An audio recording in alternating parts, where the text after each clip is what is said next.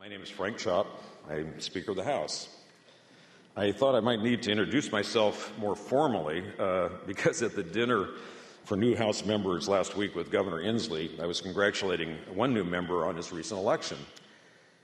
He then asked me if I was one of the state troopers protecting the new governor. I took this as a compliment. I mean, being considered part of a security detail, that's pretty damn cool. Well, we all remember the learning curve of being a new member, but I want you to know that we greatly appreciate all the talent and experience you bring to this endeavor. Turn that down. We will also learn from you. In particular, we are fortunate to have two active public school teachers joining our ranks. With all the focus on basic education, it's going to be great to have with us educators who understand the challenges of the classroom. I would also like to recognize the returning members for all that they have done. Just to mention one, I hope he doesn't mind, Gary Alexander. Last session, when we were facing a thorny proposal about balanced budgets, Gary came up with a new approach that solved the dilemma. I just want to say thanks, Gary.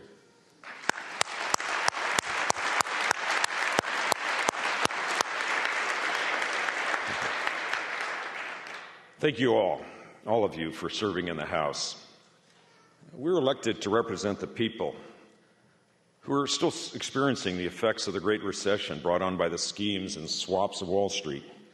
And despite the impact of the Great Recession on the state's budget, we have the potential to advance a great agenda for our people. As we build a great recovery, let's work together to improve basic education for the 1 million students in our public schools, extend health care to over 350,000 adults through our basic health plan, and cover 800,000 children with Apple Health. Strengthen the safety net to protect the most vulnerable, which at some points in our lives, every single one of us will face that. Promote opportunity for hundreds of thousands of college students who are just asking for the same chances that we had when we were growing up. Create jobs for tens of thousands of the unemployed by investing in the infrastructure that will benefit all 6.8 million people in Washington State. That's a lot of good we can do. Let's start with basic education. The McCleary decision is clear. We must make a significant down payment to support the students in our schools. Luckily, this House is leading the way. The reforms we championed in House Bills 2261 and 2776 were cited by the Supreme Court as a guide for better meeting our constitutional mandate to provide a quality education for all students. You should be proud of the role you played, that so many of you have played in leading the way, long before the court made its decision. As we fund education, let us always focus on the students. Let us start early in the lives of our students, since early learning is so critical to lifelong success. Let us all work towards equity in education. To close the opportunity gap, we must address poverty, because education involves more than just the classroom. We know that sick and hungry or homeless children struggle in school, and that the health of the student is directly connected to the education of their minds. To do well in school, kids need to be healthy and ready to learn. And that's why we're so proud of our Apple Health for All kids. 95% of all kids in Washington now have health coverage. But 95% isn't good enough. We must do better. And by the way, we can use Apple Health potentially to provide a way to help fund the school nurses that are so needed. But as we all know, the young are not the only ones who need health care. Thanks to the President's Affordable Care Act, adults will be able to get the coverage they need. Let me ask you a simple question. Does anyone here want to go without health care? Of course not. Health care is a fundamental human need. But we must ensure that health care is affordable, that the new health exchange is efficient, that the Medicaid expansion is based on the proven success of our own basic health plan. Health care is only one part of our safety net. Everyone on both sides of the aisle says that we must protect the most vulnerable. We should turn that rhetoric into reality and help children who are victims of neglect, foster kids without a home, elders suffering from dementia, people with disabilities who are not able to work, the mentally ill, and others who need our compassion to help meet their basic needs of food, health, shelter. In decades past, the mentally ill would suffer not just from their illness, but also from stigma and shame. Everyone has a friend or a family member who has experienced the despair of mental illness. Mental illness is not a lifestyle choice or a result of making bad decisions. We have got to leave the Middle Ages when thinking about the health of our brains.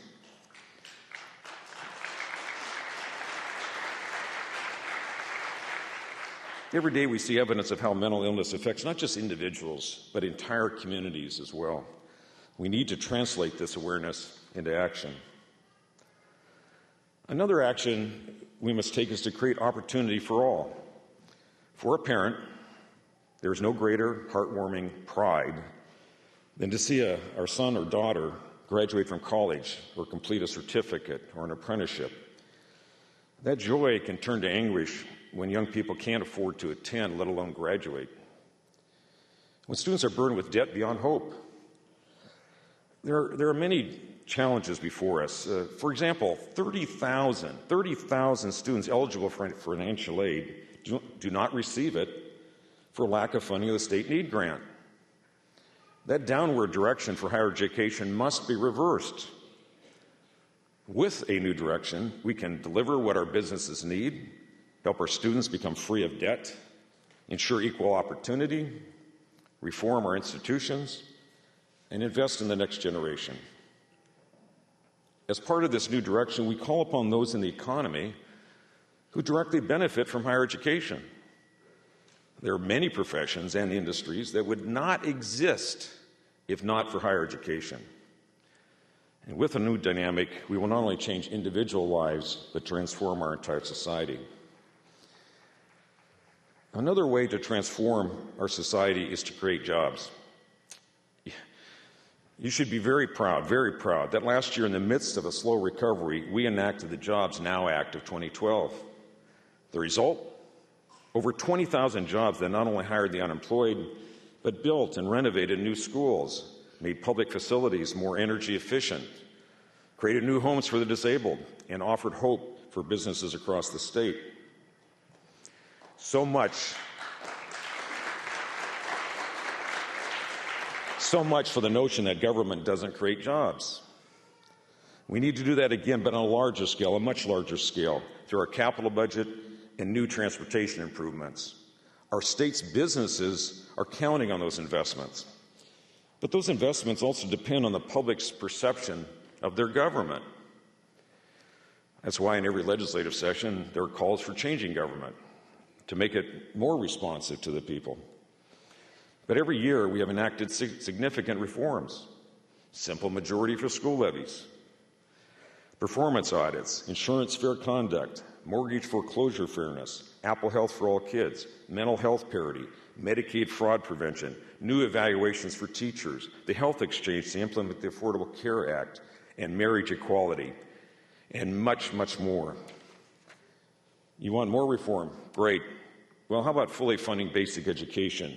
That's reform.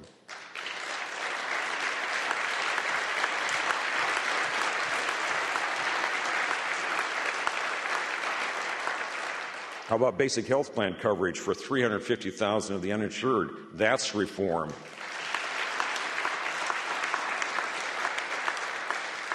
How about inspiring teachers with better professional development? That's reform.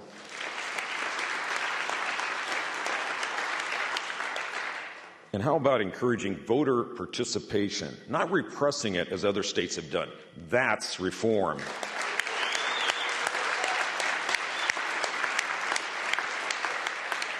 And so when we do reforms, we must always look out for the best interests of the people we represent. And as we go forward, there must be simplicity, transparency, and accountability in our efforts. We must track our progress. I call them progress points. Clear, simple goals that we set for ourselves that are visible to everyone and easily understood. Percentage of students graduating from high school, percentage of children with health care coverage, percentage of Washington jobs filled with Washington State residents. Those are just 3 possible progress points. We should have a top 10. And maybe we should have these progress points running across the bottom of your legislative computer screens, just like the scores of football games on your home TV. We should relentlessly innovate and support the efforts that work to meet these goals. For example, the College Success Foundation, which serves as the lead for Opportunity Scholarships. They've raised hundreds of millions of dollars to help low-income college students all across Washington. And starting in Tacoma, the foundation has created a systematic approach of mentoring high school students, first to graduate from high school and then to succeed in college. They have already seen great promise and great progress. Now, all those changes are great policy, looking out for the greater good. In many cases, public policy is informed by our own personal experience. One of the reasons I care so much about education is the history of my own family. During the Great Depression, my dad had to go to work at age 12 at the coal mines in Roslyn. And my mom didn't finish high school until she went back at age 69 and earned her high school diploma at the Green River Community College. From my parents' generation to mine, opportunity grew enormously. We can't stand by and let those opportunities erode for the next generation.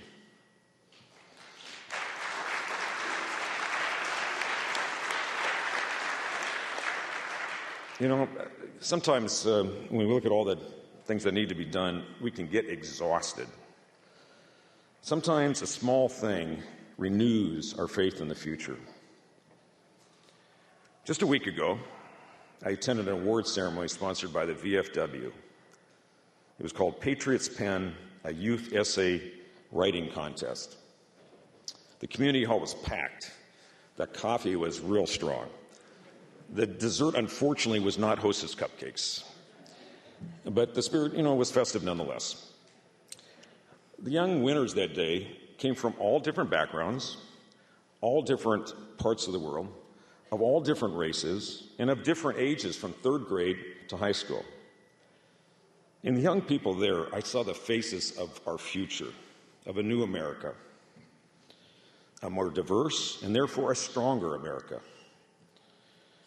The kids define their love of country as contributing to the community and caring for each other. Let me quote from parts of one essay entitled, quote, "What I Would Tell America's Founding Fathers."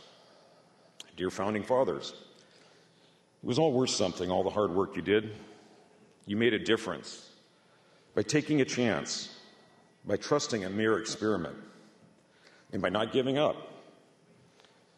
You gave us a chance to make a difference. You gave us a chance to make America great by creating representative government, and we did. I'm proud to be an American, living in the America that you started. Thank you for giving me and everyone else a chance to make a difference and change the world. Those are the words of my great niece, Oakley.